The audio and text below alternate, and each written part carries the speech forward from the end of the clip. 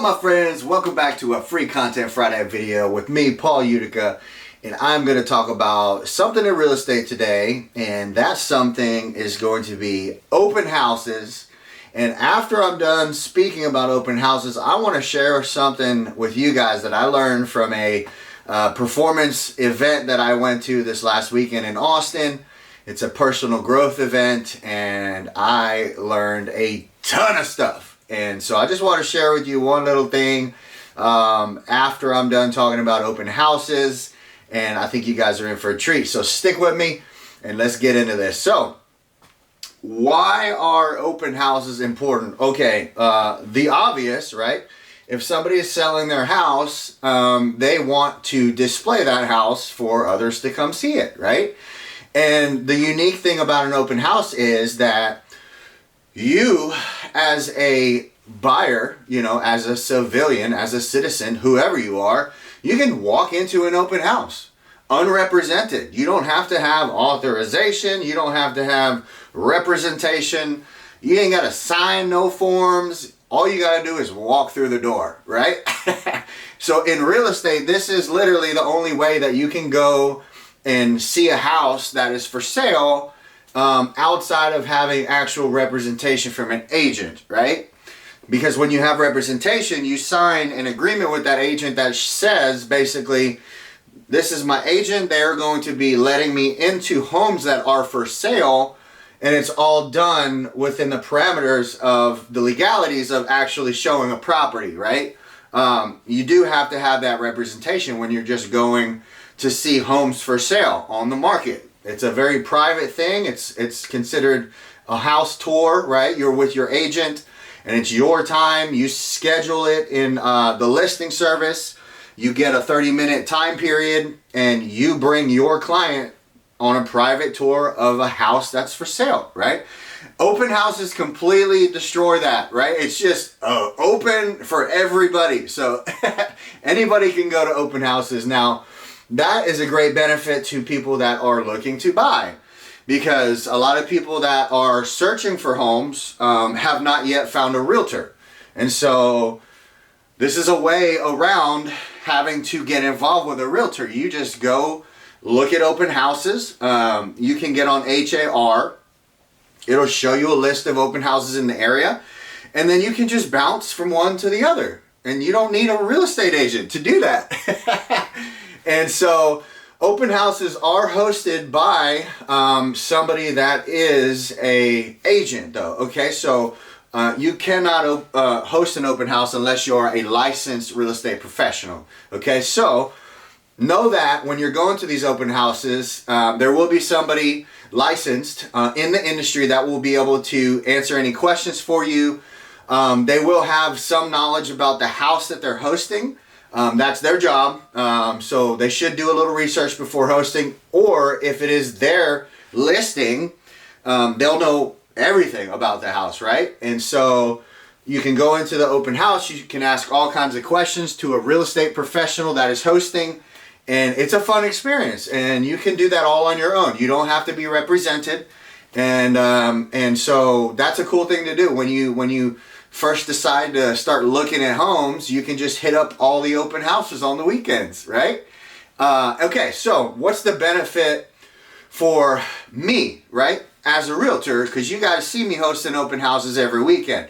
So why do I want to do that? And if these listings aren't my listings, why do I want to host an open house? I'll give you a secret, okay? The secret is because these people that are coming into these open houses, more than half of them are unrepresented, which means it gives me an opportunity to meet somebody that's looking to purchase either now or in the future. And if they like me as a person, if I check their boxes of what they're looking for in a real estate agent, then bam, we meet, we greet, we shake hands, and we move on, and we start their buying process, right? And so that is the benefit for agents who host open houses, okay? And my first listing will be coming up soon. I did get a buyer and also am going to be listing their house soon. So I'll be hosting that open house, and that will be my own listing. But outside of that, I host open houses every weekend, because I'm looking to meet people that are wanting to buy. And typically the unrepresented buyers are the ones that I'm trying to find, right? Because that's just what we do. And also I'm creating relationships with people, even if they are represented, even if they're working with a great agent, they still have friends and family that they may talk about their experience with me and connect me to their friends and family that are looking to buy a house. So, open houses, they're awesome.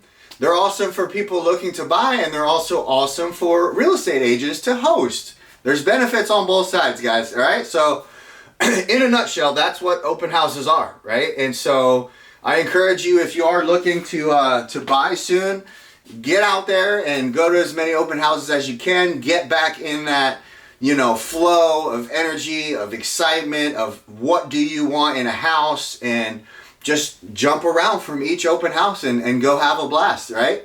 And for new agents, this is one of the most highly recommended things for a new agent to do, is to host open houses every weekend, okay? And some brokerages don't allow other brokerages to host their listings.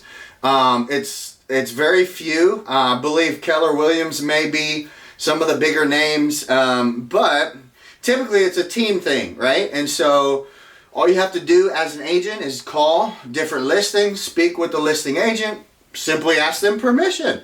It's either a yes or a no. If it's a no, move on, find the next one. It's super simple. But I encourage new agents to do this, okay? Host an open house every weekend, Saturday, Sunday. Doesn't have to be in your brokerage if it's allowed. And then obviously call the listing agent, make sure it's okay, and they'll schedule it in HAR for you, and you show up and do your thing, all right?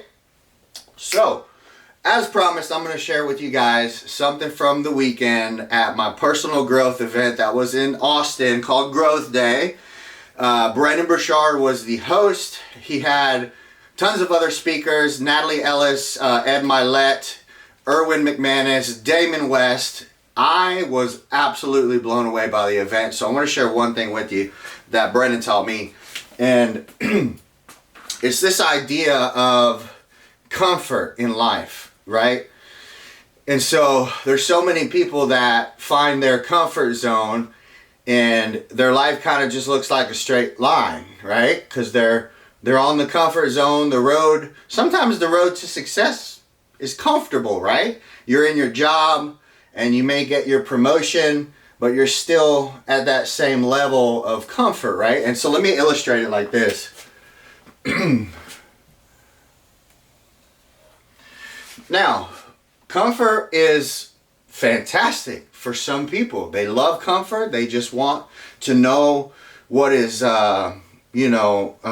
recognizable. They want to do things that they are used to doing. So this is what comfort, the line of comfort looks like. This could be looked at like a lifeline, right? And so there are exciting things that happen to these people, though, that are living this way, right? So every now and then, they'll leave their line of comfort and they'll have what I would call like a high, right? So either by chance or by recognition or by something, they reach a higher level, okay? And so you see them here, they reach that higher level and they're like, whoa, yes, I got promoted, or I got this, or I got that, or they leveled up in some way, right? Now the problem with somebody that's living in a comfort zone is that even though they can level up on occasion, it almost feels uncomfortable for them because they don't have the mindset to keep pushing higher, right? So what do? They go back down to their comfort zone.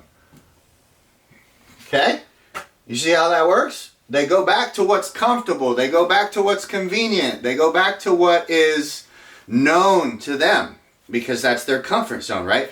And in this life also, things can happen that aren't so beneficial, and it can bring you even lower than your comfort zone. So I'll illustrate that by going further down. All right? So everybody experiences depressing times or events that happen that suck, and they could bring you down to a lower zone than your comfort zone, than what you're comfortable with, right? And so you can have a high and you can have a low. And the great thing about the low is that once somebody is there, if they're on that comfort path, all they have to do to get back on an emotional or spiritual high is to get back to their comfort zone. And so in essence, it may feel like a win because they're coming down from the depths, coming back up, right? But really, they're only coming back to their line of comfort. You see what I'm saying? And so this is the line of comfort. And people will do this all life. They'll always come back to that line of comfort right here. Okay? They can have highs, and of course they'll have lows. That's life. Highs, lows, highs, lows. But everybody eventually goes back to the line of comfort. You see what I'm saying? You get that illustration?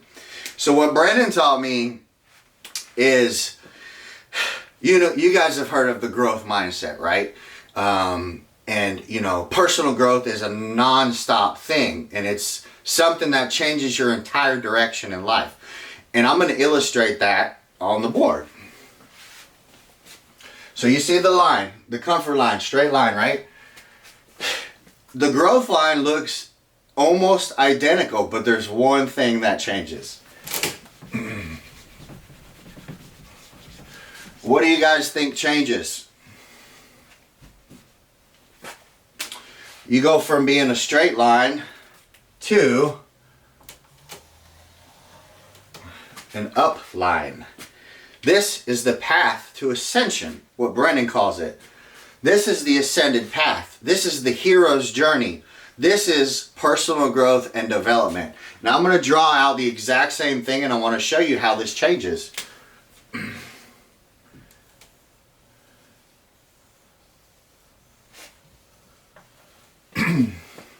Same thing I illustrated before. Even when you're on the path of ascended growth, you're going to have highs and you're going to have lows. The difference is this main line is pointing upwards and it's not pointing straight ahead. So you know when you're on a personal growth journey, even though you have highs and lows, and even though you're coming back to what is comfort, you're constantly pushing the comfort zone because it's an ascended path. And that's your personal growth journey. Guys, I'm so excited that you joined me today. Happy to share that with you. It absolutely blew my mind. I got so much from the weekend. I'm going to continue to share with you guys what I've learned.